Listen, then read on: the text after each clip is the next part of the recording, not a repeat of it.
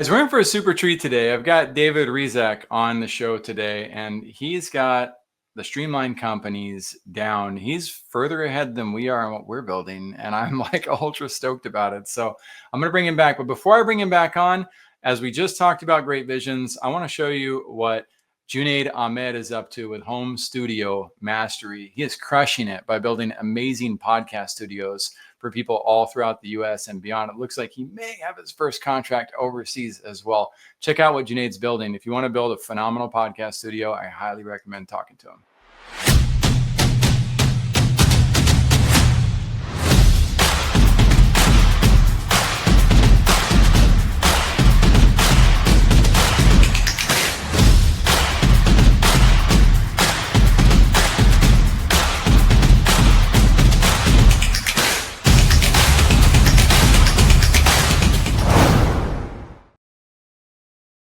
All right, my friends, the podcast world is taking off. And as of right now, there's so many industries where you have the opportunity to become a leader in your industry by putting a voice and media company. Ultimately, that's what a podcast studio is. And you can lead your industry to new heights and talk about all the things people need to hear to trust you as a professional in your workspace. So make sure that you have that professionality down like David does.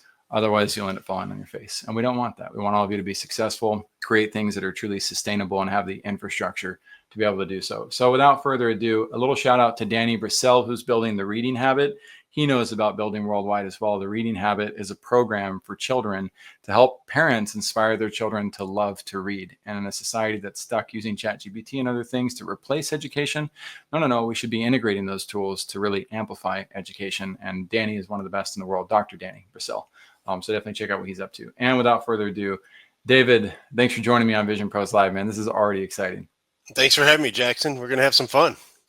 Absolutely, man. So we learned a little bit about you were so clear on the vision. In fact, I'm not going to ask where it came from because you already outlined that path. What I really want to dive into is maybe more of, I was going to say the story behind your why, but you also shared that too. You are efficient and effective. So in addition to that, I'm going to dive into one of the questions that sometimes I refuse to ask leaders just because they're not ready for it.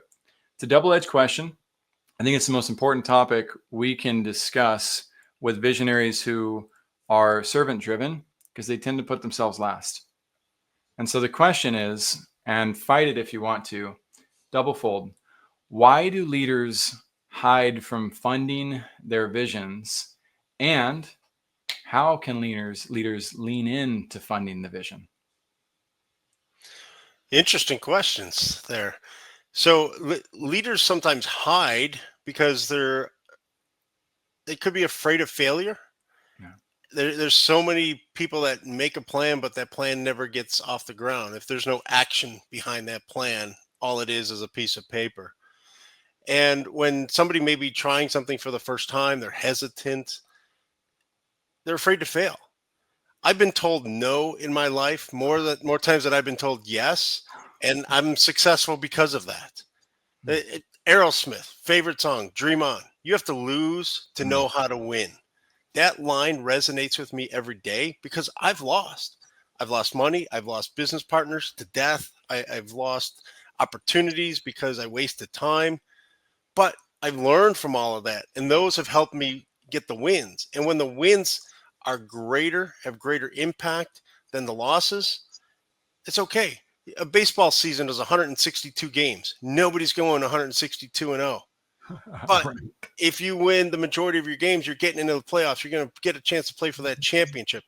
And that's all I want to do right now is play for the championship in life. And my goal with that championship is to help others. It's not to retire a billionaire.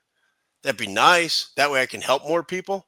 But my goal right now, and that championship goal, is to teach others, to give them impact, to help them build legacy wealth for their family, and to teach them philanthropic efforts as well. I serve on a board of directors as a board chairman, just came from a meeting. It serves Alzheimer's and dementia patients here in the Phoenix Valley. And I do everything I can to be a cheerleader for that organization, to be a fundraiser, all in memory of my grandmother. And my grandmother basically raised me on the south side of Chicago. Mom was always working long hours downtown Chicago, no father figure in my life. So it was my grandmother that instilled the loyalty, discipline, work ethic, and hard nosed, you got to get it done attitude. And when she ultimately passed away from dementia, she didn't even know who I was. And that impacted my life for a Hmm. long time until I found this organization to cheerlead for. I can't do what they're doing on a daily basis, but all I can do is be their biggest cheerleader and promoter that I can. So that answers why leaders may be afraid to go for the funding because they're afraid of the failure. Yeah. How do they lean into it? You just got to fucking do it, man. Okay with that. Well placed F bomb. Yeah. Wayne Gretzky said, You do. you miss 100% of the shots you don't take. Uh-huh. That's right. You don't try. Nobody's going to come up with you with the money. Say, here, go do something with this. No, Love it. you got to get out there. You got to network. You got to talk to people. You got to express your vision. Uh, Help people understand your vision.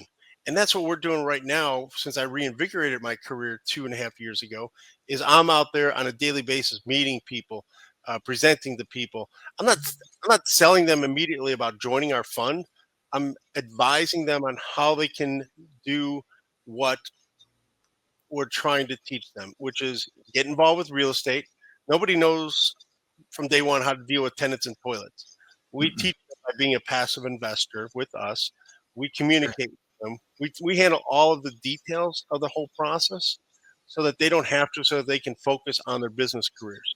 And then what we do a couple times a year, we bring all of our investors together at one of our buildings that they own, and we call it Kick the Bricks.